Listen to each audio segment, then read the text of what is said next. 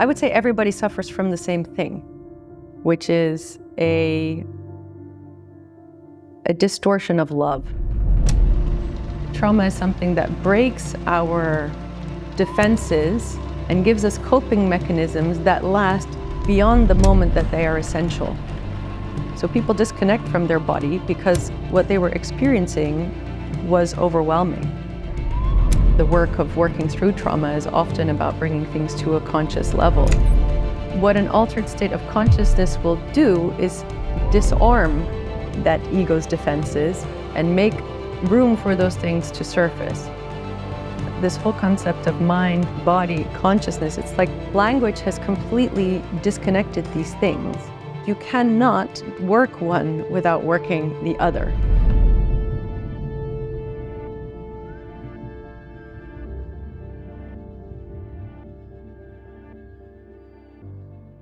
Hello, Sascha, and welcome to Existentia. Thanks for sharing your knowledge and expertise with us. Today we are going to talk about trauma therapy and somatic practices. So before we enter in the topic, can you tell us a little bit about yourself? Who was Sascha as a kid, and who is Sascha now? Yeah.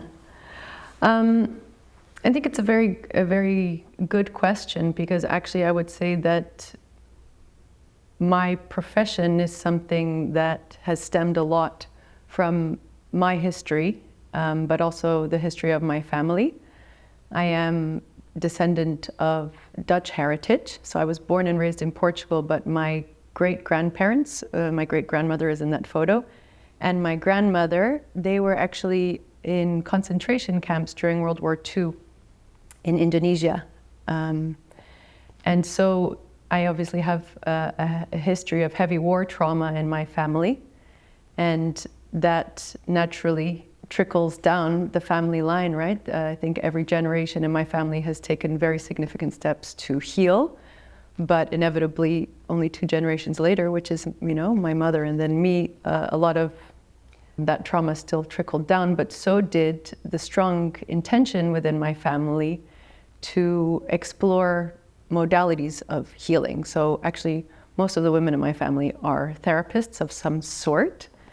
But the biggest step, I think, towards healing in my parents' generation was to move to Portugal because of psychotherapeutic groups that they did in the 80s that were of somatic basis. So they actually first came to Portugal because they were participating in therapeutic groups of bioenergetic therapy in the 80s, and that was kind of like I guess it was a trend in that time. A lot of people post-World War II, first generation, people whose parents who had experienced the war. So both of my parents were very affected by the war. On my mother's side, the 2 women in the photograph were in concentration camps. On my father's side, my grandmother actually lost her first husband. He was shot in front of her, and she went into a mental asylum and with her baby, and eventually came out and married a priest that was my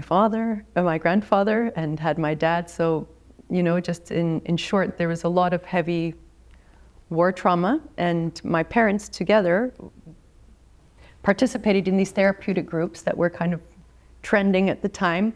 And they practiced very cathartic body psychotherapy, and it was a bit of a movement, and that's actually how they met.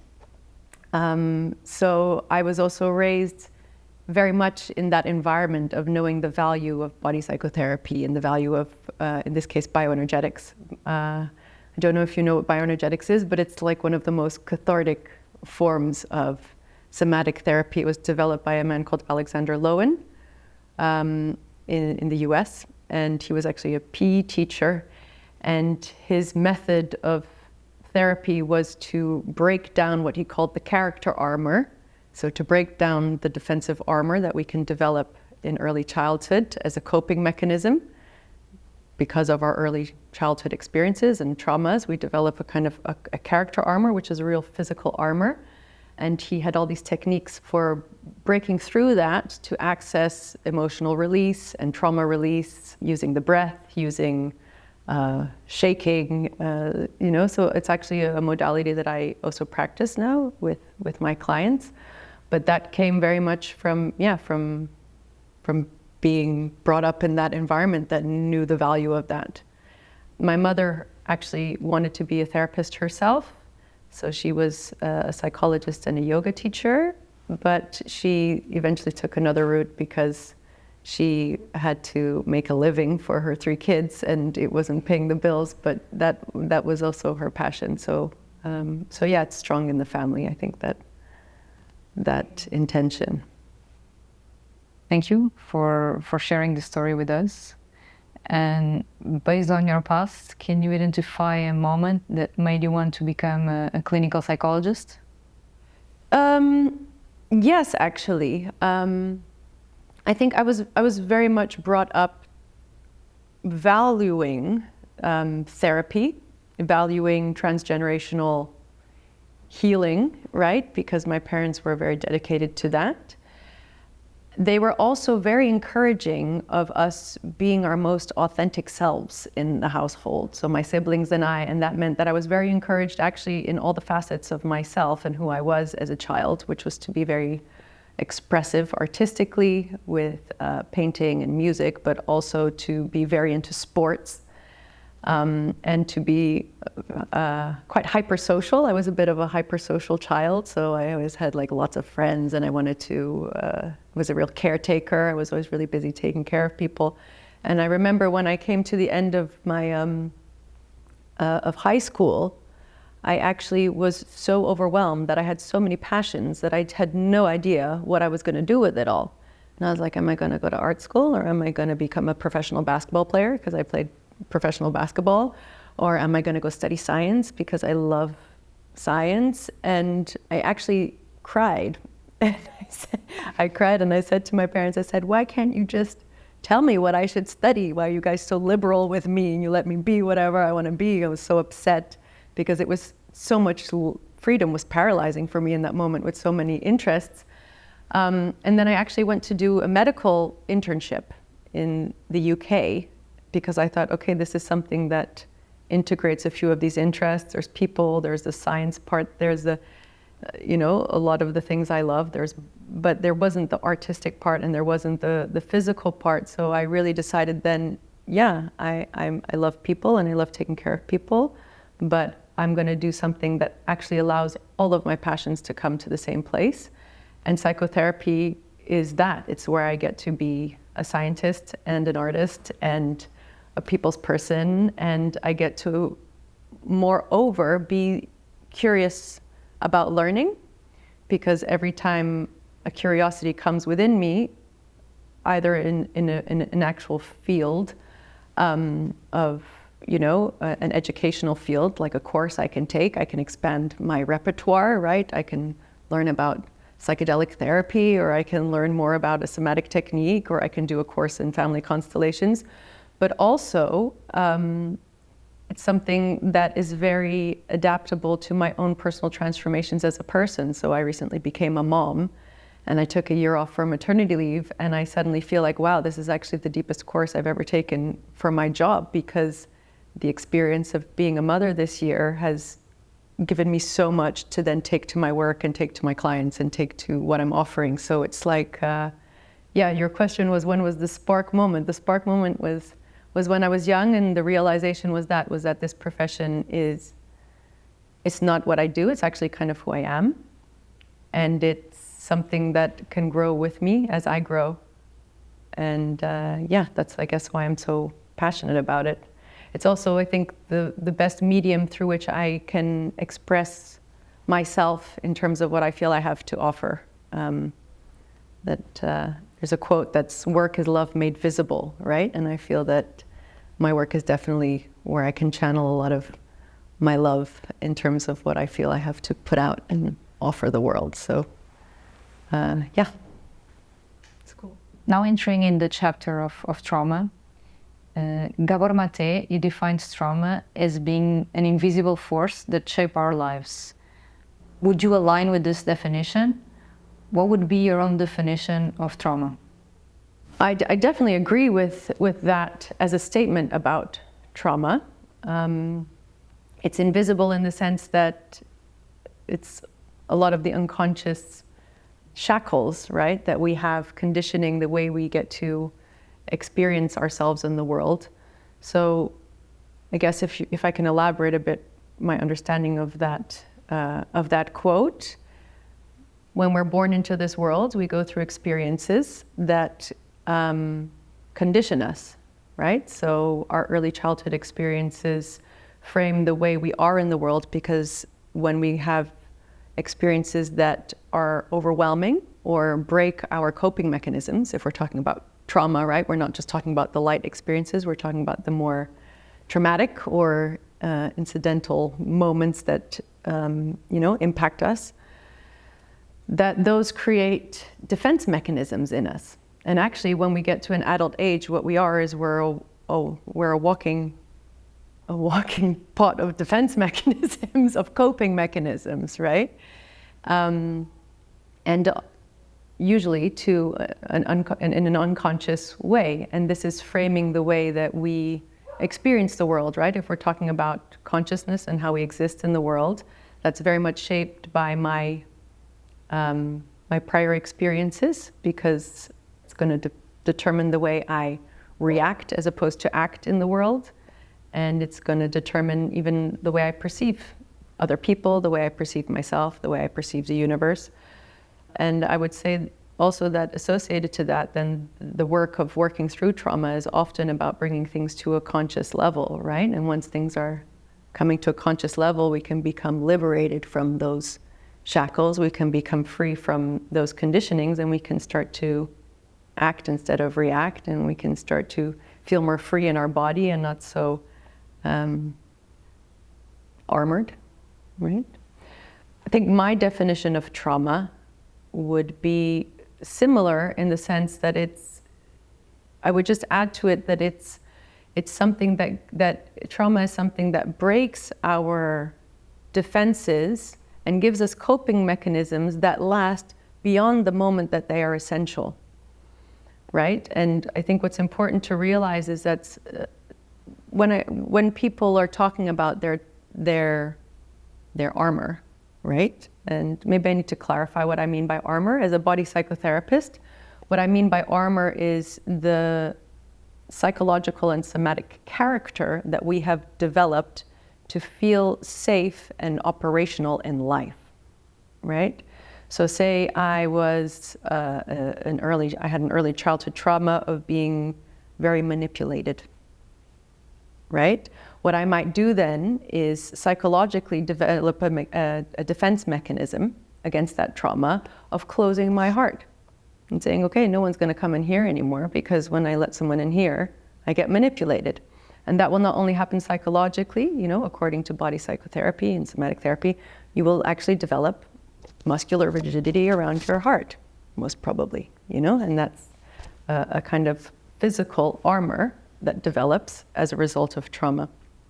And what I want to say is the reason it's important to realize that these coping mechanisms last beyond when they're necessary is because when you start to work with trauma, it's very important to validate that they were necessary at a specific moment.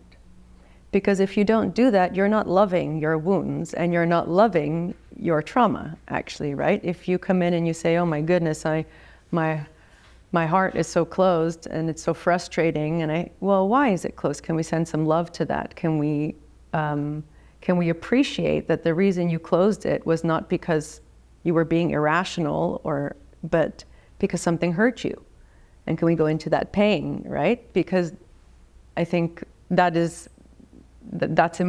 important, right? To know that we didn't develop these armors for no reason, and as we take them off, it's a process of regaining trust in the world that we can take these armors off, and that requires being very gentle with the coping mechanisms that we've developed, right?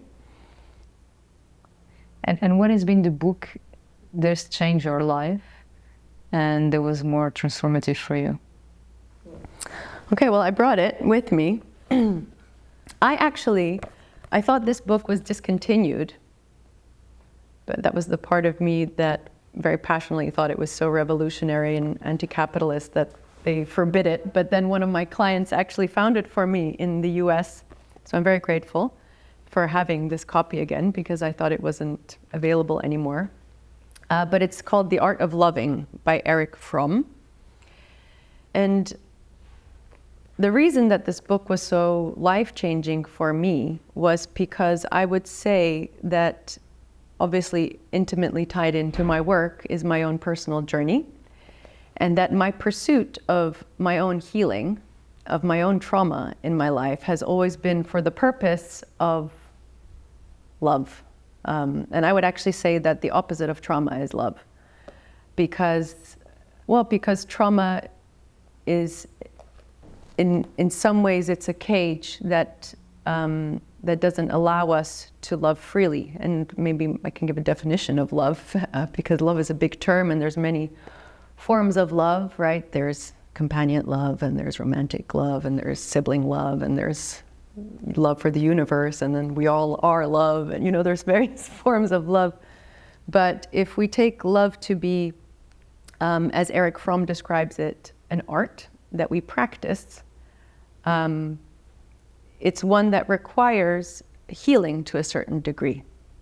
He actually says that we can be a little bit narcissistic if we're not practicing the art of loving. If we're just going to love expecting it to happen, or I'm going to fall in love and meet the perfect person, or I'm going to find the perfect context where suddenly I'm fully accepted and it's a perfect match, or right? So this is kind of, he describes that as a bit of an immature understanding of what love is, that actually it's hard work, and it requires becoming self-aware, realizing what is conditioning us, so linking it to what I just said, realizing what is my armor protecting me against loving freely, right?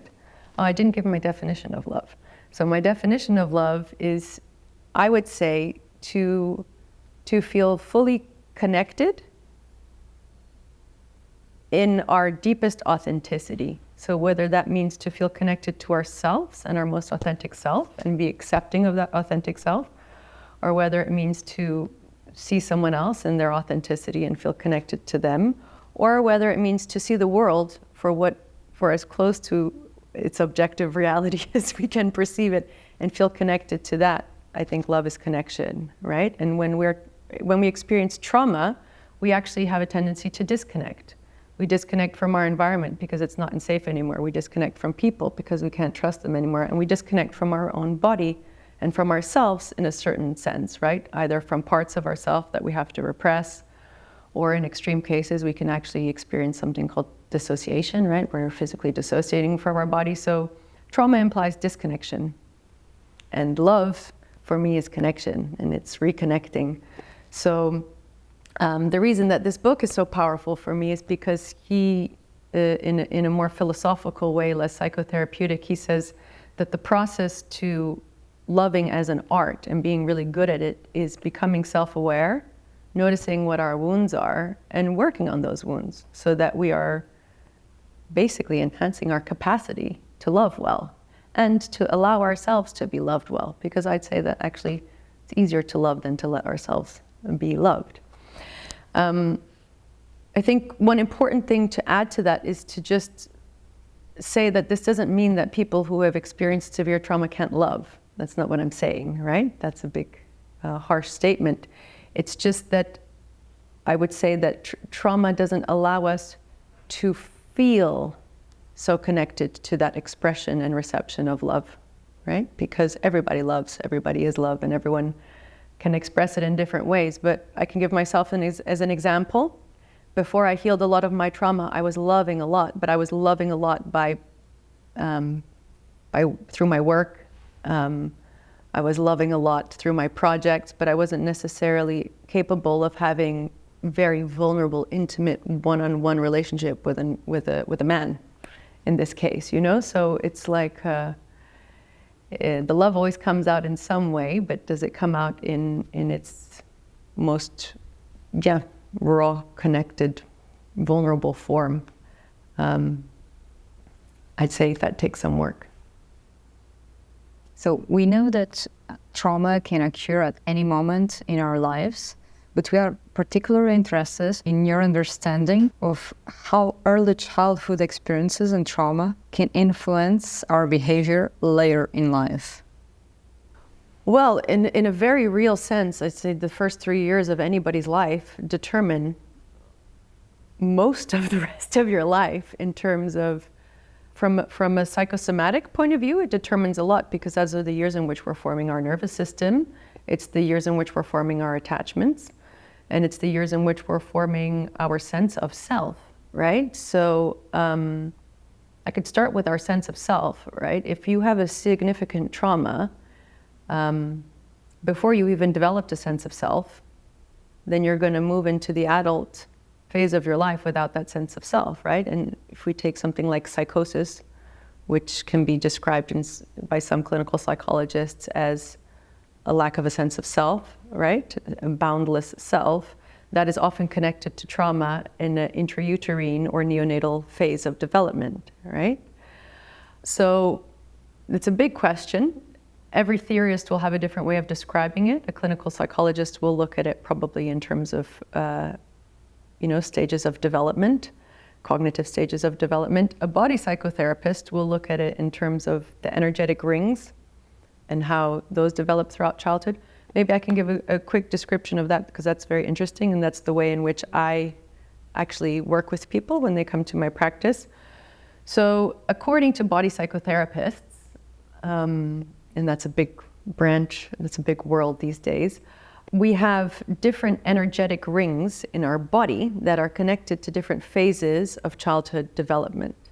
So these rings are located from the top to the bottom of the body, right? And Freud described them in terms of a mental energy, but body psychotherapists connected that to a part of our body and a physical energy. Wilhelm Reich actually defines 5 main ones, and it starts with the ocular ring. And this ring of development is connected to the intrauterine phase. So often people who experience a significant trauma in utero, so as a fetus in the belly, anything from experiencing the mother when pregnant having a car accident, or the mother when pregnant being depressed, or the child having some kind of birth complication, right? This will have an impact on this energetic ring, because this is the ring where most of the body's energy is developing at that phase, right? So if you picture a little fetus in the womb, they're not feeling very connected to their hands or their arms, right? All of this energy is developing here. Their brain is forming, all their cognitive functions are forming, right? So it's like the energy is most concentrated in that part of their body at that phase of development. And so a trauma creates what's called a fixation of the energy there. It gets stuck. And because it gets stuck there, this means that it doesn't necessarily travel down to the next rings as the child gets older, because it's still fixed there. It's trying to solve the trauma that it experienced there. So what does this look like in an adult? Somebody who experienced heavy trauma at this phase of development will have a stagnation of energy in their ocular ring. And this every trauma has what I call the light side and the dark side of the coin. So the beautiful thing is that trauma always has a light side. And most artists, actually, most of the world's renowned artists, have heavy trauma from the intrauterine or neonatal phase, because they have tremendous amounts of energy here. Most artists, most philosophers, most intellectuals, what this will mean is that we have so much intellectual, mental energy that there's a high capacity for creativity, for thinking, for basically elaborating things at a cognitive level, right? So if we say, let's take Fernando Pessoa, because he's a really famous Portuguese artist, right? If you look at him and his body, I can't even picture his body. He was a head, right? He was a head, right? So you start to see how early childhood trauma influences not only the person we are psychologically as an adult, but also the body that we have in an adult version, right? The dark side is too much mental energy, right? I get lost in my thoughts, I get rumination, I get anxiety, I feel disconnected from my body, right? So that's the dark side there. To to deepen this a bit more, the next phase of development would be the oral ring of development. And this is the ring that's very active, where the energy is very rich during the neonatal phase when the baby is breastfeeding. I have a 6-month-old baby. He puts everything in his mouth, right? Babies are really exploring the world through their mouth, and everything that, they experience, they want security from the breast, they want stimulation and exploration. It's all through the mouth, right? So there's high concentration of energy here. And if they have a trauma at that phase of development, that will mean a stagnation of energy here. I have that a little bit. That's why I talk so much, right? So like the light side is these are big communicators. They're often people who are a lot of therapists have a trauma here. Why? Because when you had a trauma in a phase of essential needs being met, right? You are very, very good at perceiving what other people's essential needs are, and you're very, very good at helping them meet their essential needs, right? For security, for care, so that's the light side of the coin.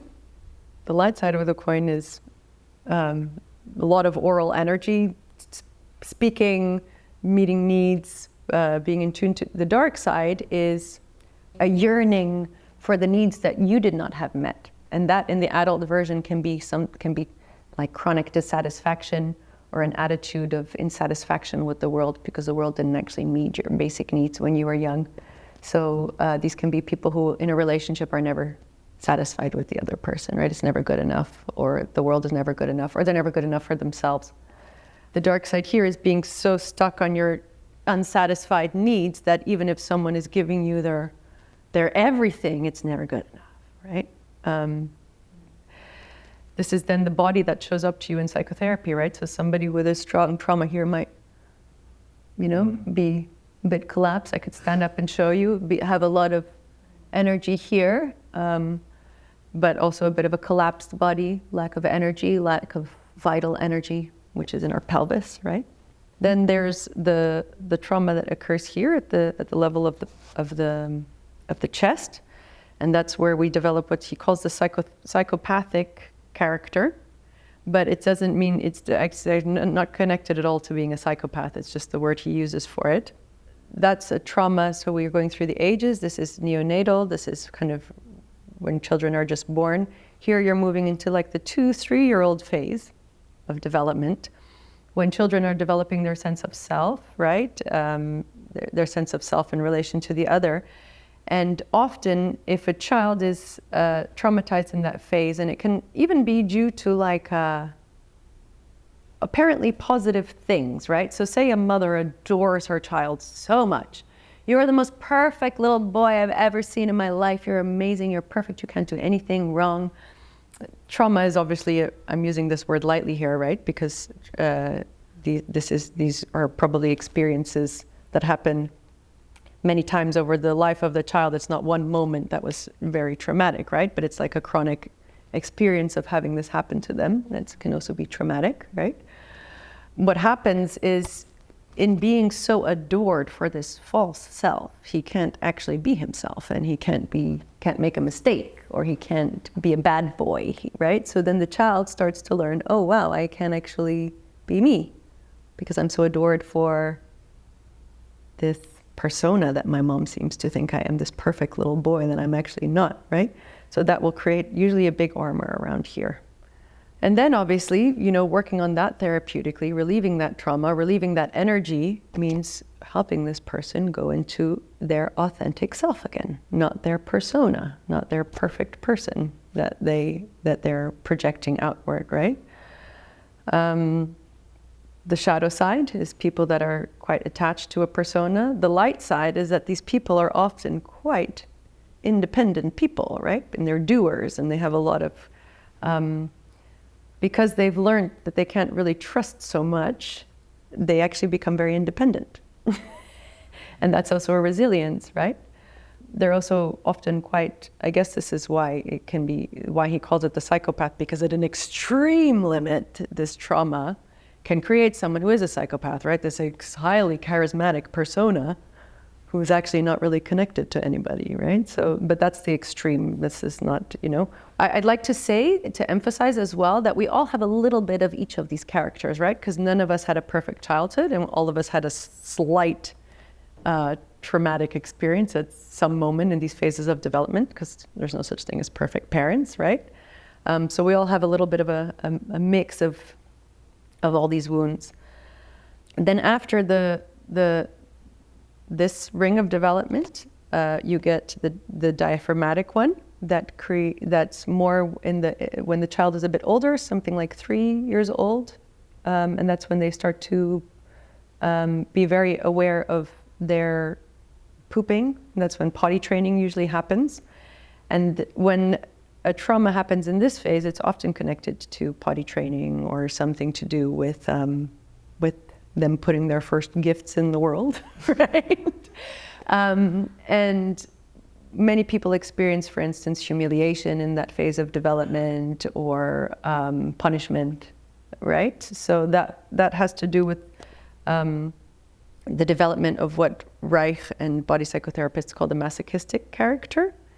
And those are people who then, they have a strong stagnation of energy here. Often they're quite bottom heavy legs.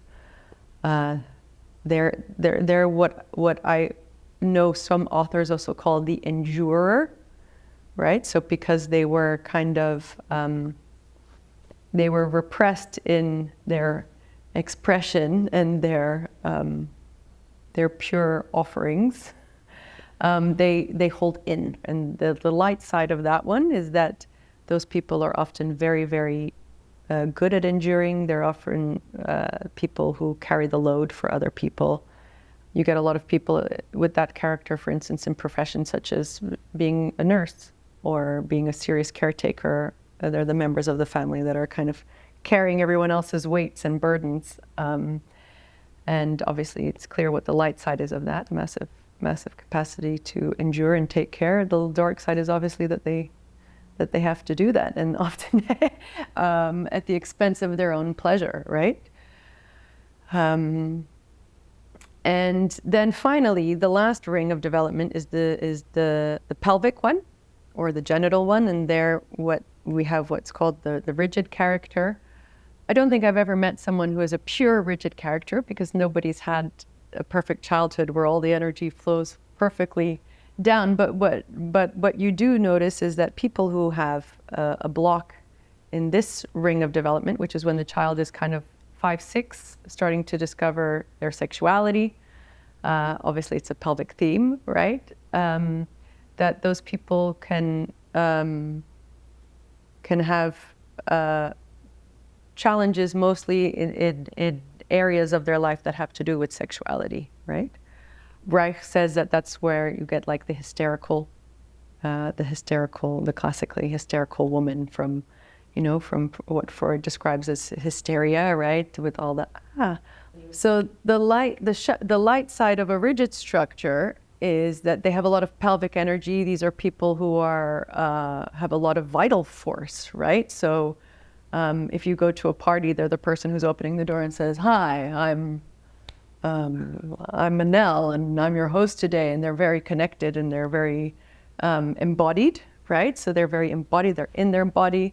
They're often fantastic salsa dancers, or anything that has to do with something purely with vital energy. And the dark side is that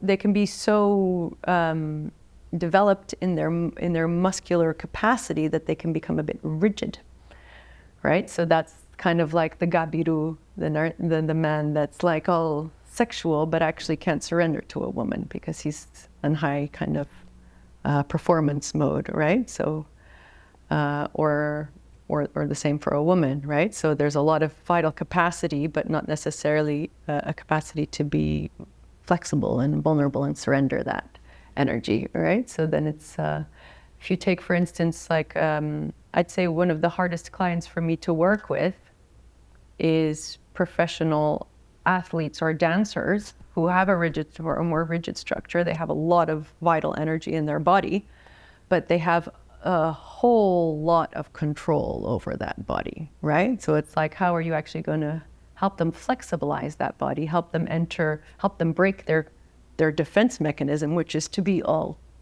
in control, and surrender to the more vulnerable parts of themselves, right? And that's quite tricky when people are, holding up in such a strong way. And now stepping into your clinical practice, can you tell us what are the most common sources of trauma that you've been facing when dealing with your patients? The most common sources of trauma, well, I mean, relating this to all the other questions that you've asked me, I would say that I would say everybody suffers from the same thing, which is a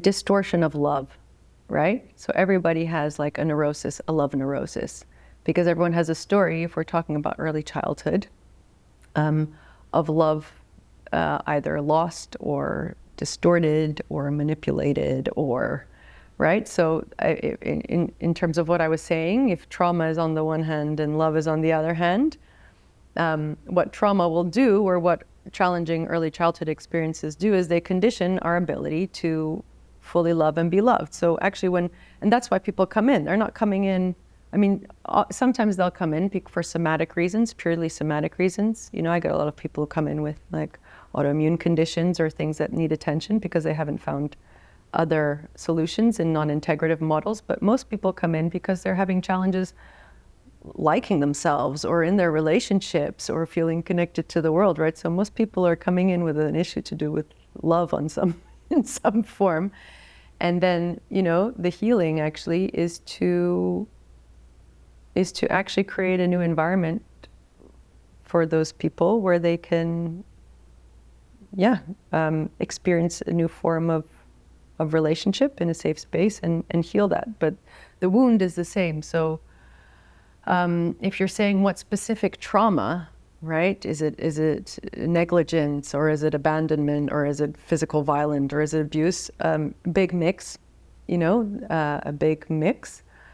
But I would say that everybody's traumas has a similar effect in their body, and even all of these characters have something in common, and that is that everybody has a wound somewhere in terms of love. And we know the importance of safety and trust in a therapeutic relationship. How you create a safe space for your clients to process their trauma? And do you have like some kind of specific object that you bring with you each time? Okay, so this object is my favorite object to work with as a somatic therapist. I actually made this myself. But it was something that was shown to me in my early psychotherapeutic trainings. And it's called a grounding stick. So this is basically a bamboo stick that is hollow on the inside.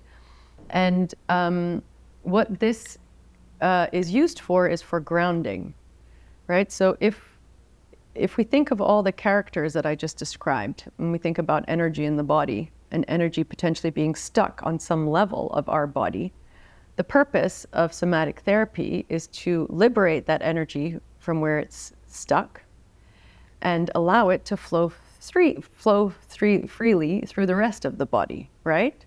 So how do we actually do that? We do that by flexibilizing the body. By flexibilizing, I mean we move the muscles, we deepen the breath back into the parts of the body where it's not reaching so much.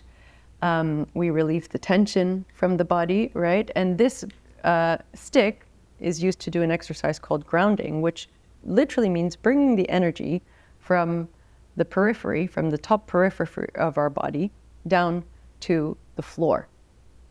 Now, if we think about somebody who's able to channel their fullest energy down into the floor, they have to be quite free in their body, right? So if you take somebody who's doing a martial art, for instance, and they're super grounded, they were like super steady on the floor and you couldn't push them over at all because they're fully grounded, they're often quite flexible in their whole body, right? The energy is flowing freely, as opposed to somebody who maybe is very ungrounded and they have a lot of tension in their body, and actually if you push them over, they just fall over because they're not, they're not flexible in their body and they're not connected. And what you do with this, actually, I do an exercise where you massage the bottom of your foot.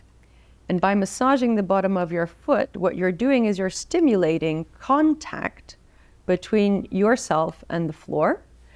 And by facilitating this movement with movement of your entire body and combining that with your breath, you're promoting the flow of that energy through the different rings and down into the floor. So it's basically connecting you, reconnecting you to the floor by reconnecting the different parts of your body. So it's much easier if you see someone actually doing it, right? The posture you have to adopt with your body to actually massage your foot is already mobilizing certain parts of your body. And if you breathe with that, you're stimulating the energy to go to the parts where it's not reaching and to basically become more free in the parts where it's blocked. So it's a real connection exercise. Grounding connects you. And that is why grounding is something that can be very powerful. But I think I'd like to maybe dispel a myth at this point. Grounding has become a bit of a fashion these days. Oh, I'm going to go ground and I'm going to go walk on the beach and everybody's doing grounding. But grounding is not always a nice thing, okay, right? Because why is it that when people have experienced trauma, they are not habitating certain parts of their body? Because it wasn't pleasant to be there, right?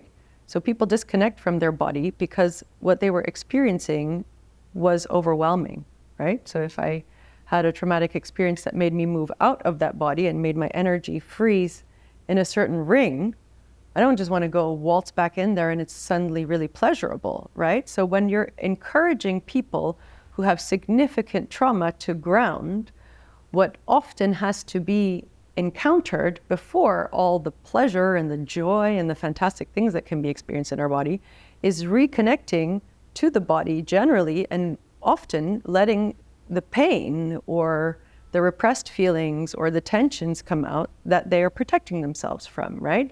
So if I do this with somebody who has experienced no trauma, they'll be grounding, they'll be loving it, they'll be feeling all the energy in their body, and it'll be really nice.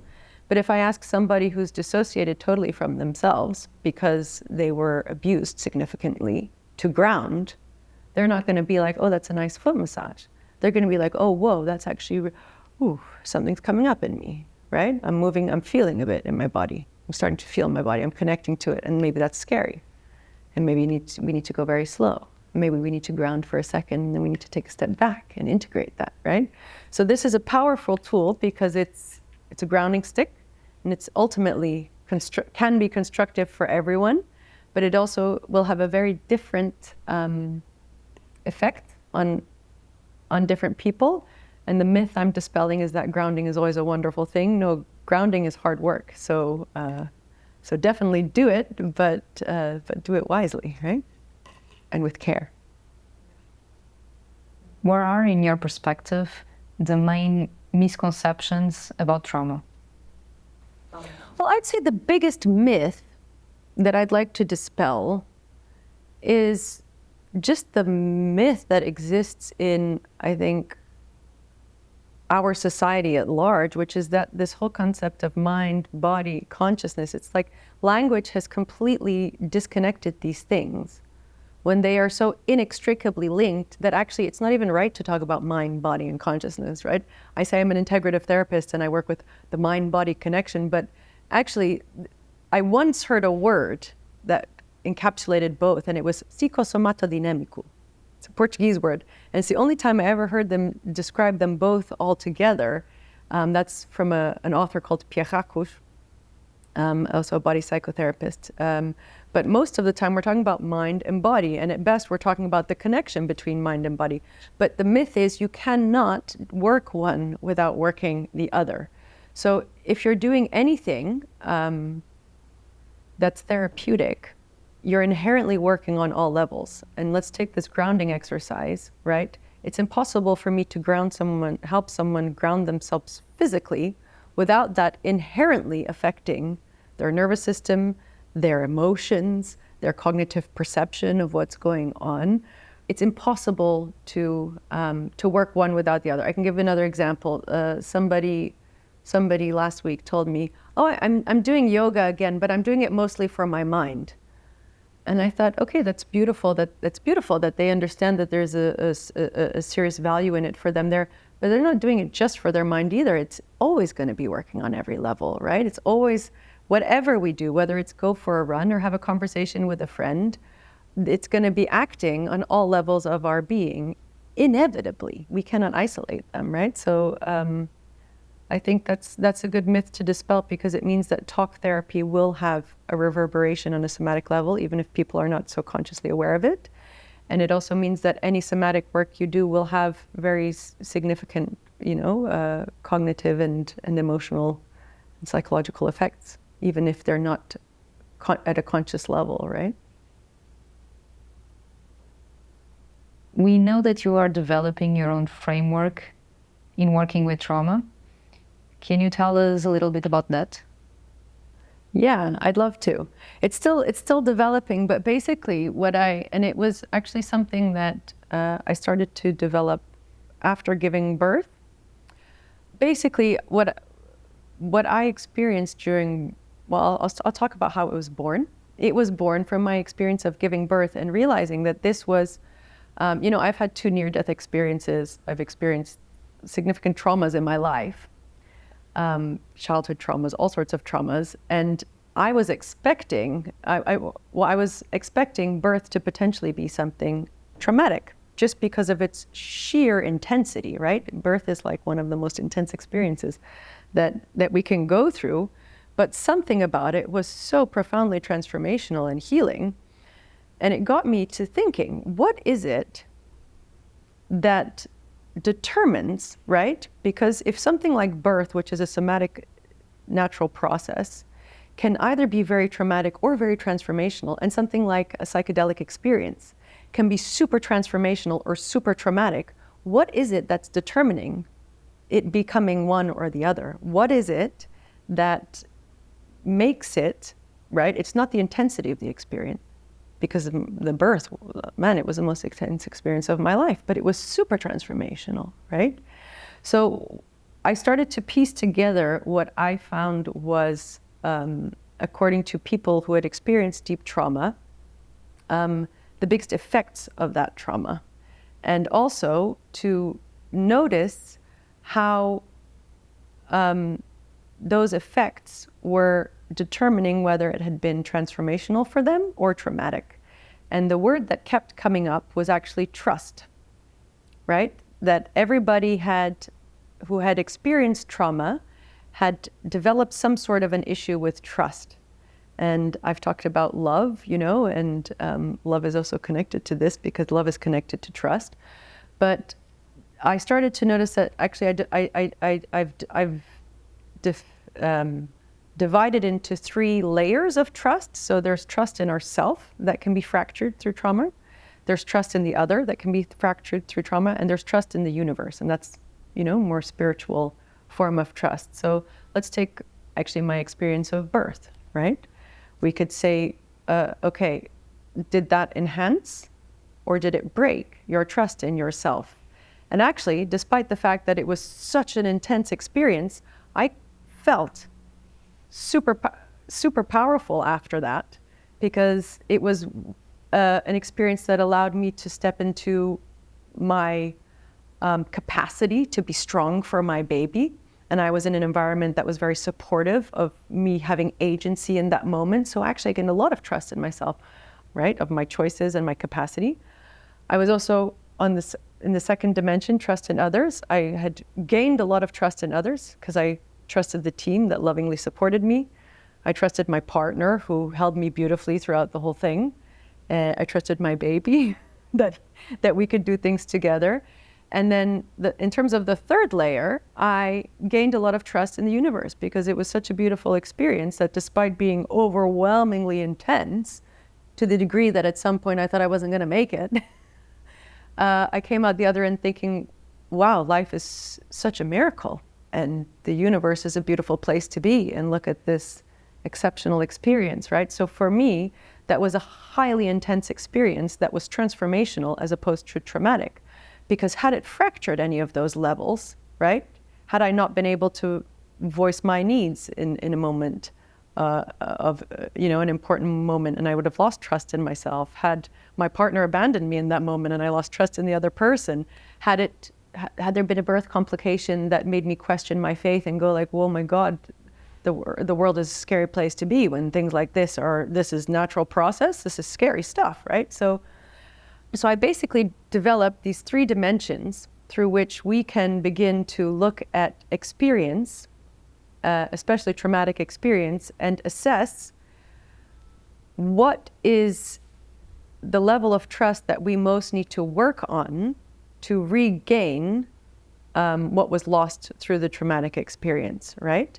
And if we look at it from a somatic level, when we lose trust, we actually also become more defensive in our body, right? So if you take something as simple as the fight or flight mechanism, right? Fight, flight, or freeze.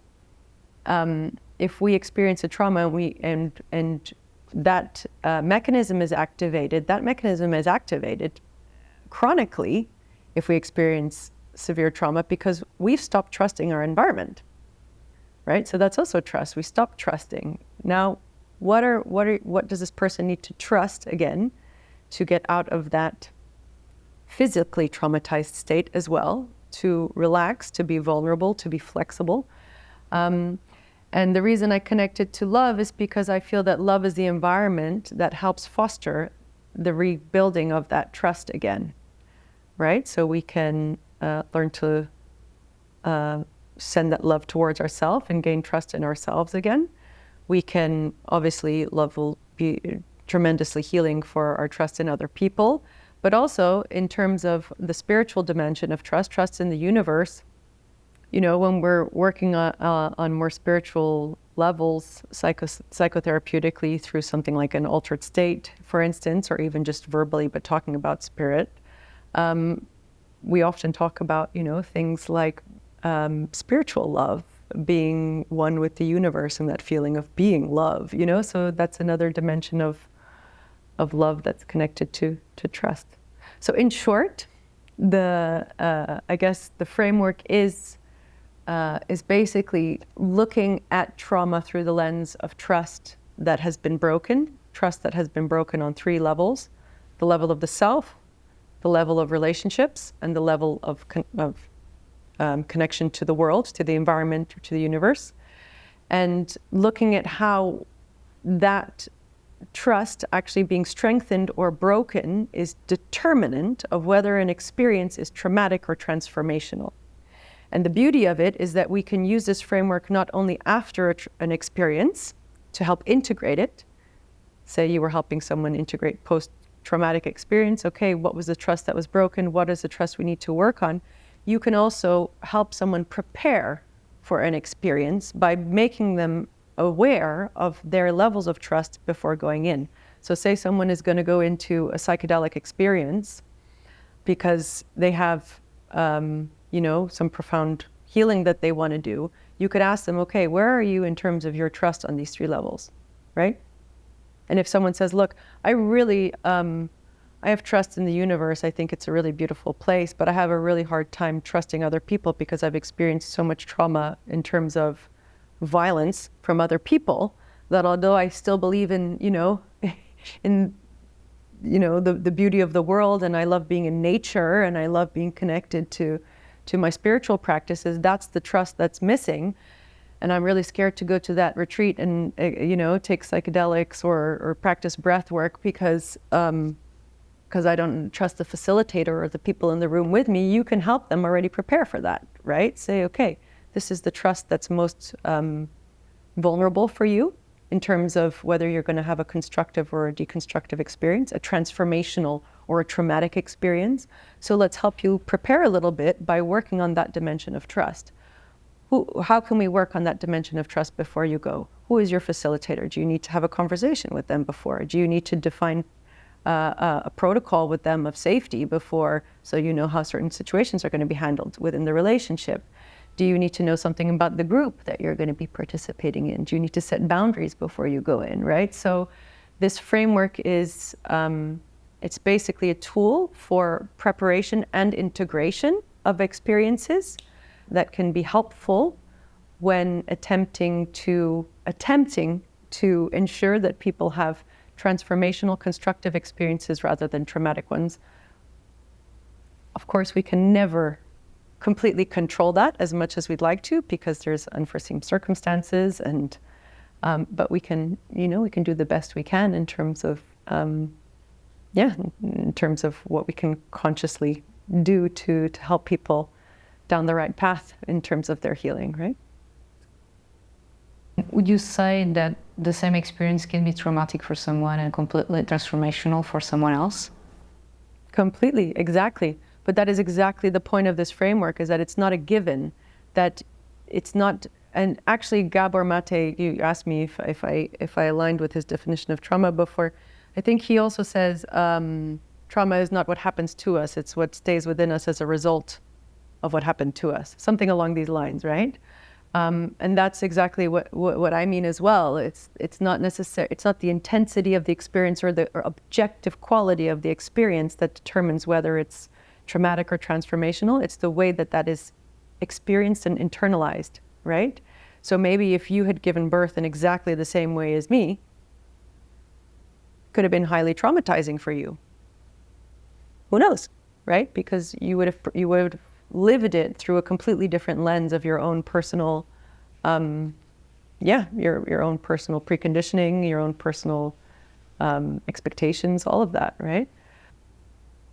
In your experience, how do altered states of consciousness allow patients to access part of themselves that the traditional psychotherapy may not reach?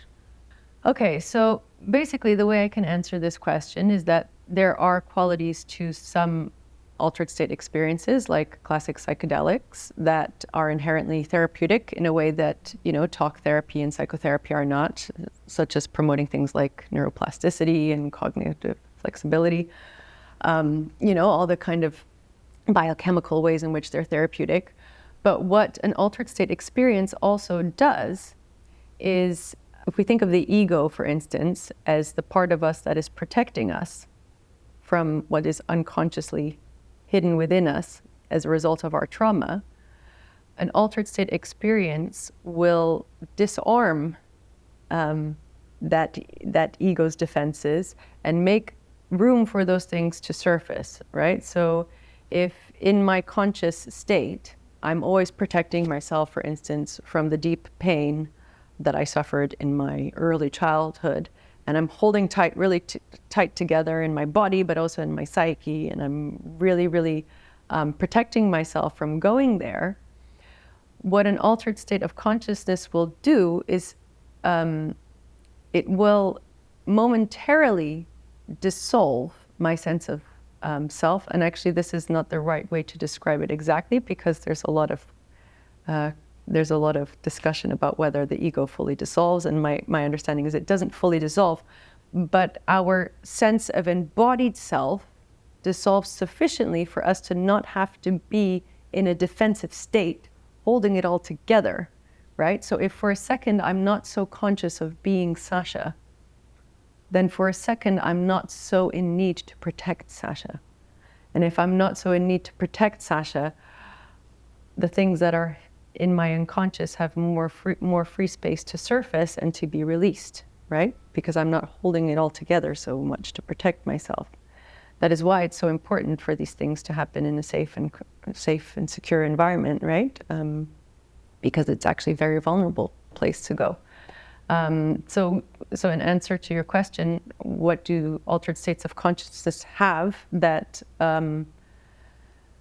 talk therapy or some somatic techniques don't have, is that ability to really take us into a state where we are able to be as vulnerable as possible.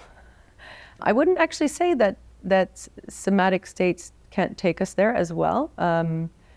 But the altered states of consciousness that I work with are inherently through the body, so breath work can take us there often. I would say that deep meditation and dance can even take us there to very, very vulnerable places and going into the unconscious. The other aspect that I would say more psychedelic states have, so through things like holotropic breath work or substance-induced psychedelic states, is they have a transpersonal element to them as well, right? So that's also a realm in which people can work on transpersonal themes that are pre-biographical or to do with the collective unconscious. And that's often much harder. I won't say impossible. Mainly because I don't know enough about every practice in the world to say it's not accessible through other ways, but they're much more easily accessible through psychedelic states, altered states of consciousness, right? So, in your view, what is the future of trauma therapy, taking in consideration the rise of these complementary approaches? How do I see it developing in the future, evolving as a well, I think that there's a growing awareness that not one modality or one professional holds all the answers. And I think whereas other cultures, like even things like Ayurveda or traditional Chinese medicine, how other cultures are much more integrative by nature and preventive. Where we practice, or where I practice, it's much more fractured. And I think the future is actually towards a multidisciplinary and integrative world within healing, where professionals are working alongside each other a lot more. And we're acknowledging that whereas people can be a specialist in one thing, no one is a specialist in everything. So we actually have to be collaborative, right? And whenever I work with clients, I often have a need to refer them to other specialists, and it's about kind of acknowledging as well. Okay, how can I support this person, and how can I not, right? So, does this person want to deepen their spiritual aspects? Okay, maybe they need to go consult with this. Does this person need a medical assessment? Okay, they need to see a doctor. And I see the future being much more acknowledging of that inherently, so that professionals are naturally working in much more of a supportive network. There's obviously integrative clinics which already work in that fashion, but I think people are still a bit isolated. Professionals are still a bit isolated, and most of all, people who are seeking therapeutic treatment often are very overwhelmed trying to address specific things in very fractioned places. They have their doctor here, they have their psychotherapist here, they have their meditation professional there, but it's not all in one place, so it's not so accessible. And I see, basically integrative and multidisciplinary models as the future. And then obviously there's the development of things like virtual reality and neurofeedback and all sorts of different technological developments that are allowing for healing to happen as well in different ways. So I see the future as something multidisciplinary, integrative, and definitely also using these technological advances as resources. And now to end our interview, I would like to ask you, how do you deal with the mystery of the human mind, the mystery of consciousness, and everything that we still don't know yet? Right. Wow. Okay, I would say with curiosity, humility, and adaptability. Right? And what I mean by this is we don't, as of yet, have an answer to, the question of human consciousness. That's the big pursuit currently, right? Everybody's trying to solve this mystery about human consciousness, but I also feel that that's what makes life so magical and so beautiful, right? Is that actually we don't have all the answers. We don't know certain things. And it's actually interesting because when I was creating this course on psychedelic integration, we were trying to find the answers for some things, my partner and me, in developing this course. And I would say, wow, I really don't know. And my partner would say, yeah, but nobody knows.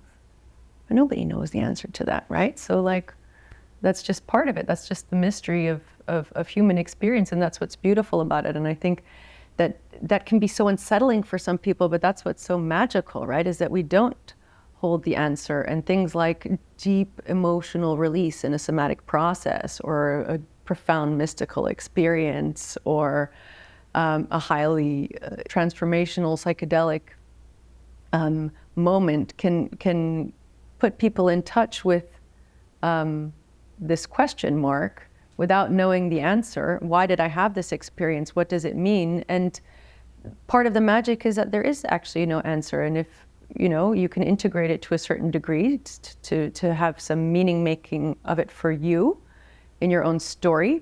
But I like the unknown. I think that's actually what allows me to be present, right? So it's what gives me, I said curiosity. So curiosity, yeah. Be present with, okay, I'm curious. There's no right answer. So what does it mean for you? What does it mean for me? Let's be curious, But humility also, I don't have the answer. Nobody's God, And adaptability in the sense of, okay, as we find the answer of this for each person, or as we sit with the fact that we don't, how does that shape our life, and how can we adapt whether it's treatment plans or our life to whatever emerges from that space. And yeah, I like the mystery. I like not knowing, because as someone who actually thinks too much and questions too much, and has dedicated my life to moving out of my head and into my body, I think that not knowing is a way of actually just being more present with what is. And that sometimes we're searching for the answer to consciousness and what is this whole experience, and we miss the point, which is actually to just be in it right here and right now. At least for me, that's the biggest challenge. It's a bigger challenge to be in my level of consciousness and to be fully present there than to understand my consciousness conceptually from a theoretical perspective. So so I like the mystery. It gives me peace of mind.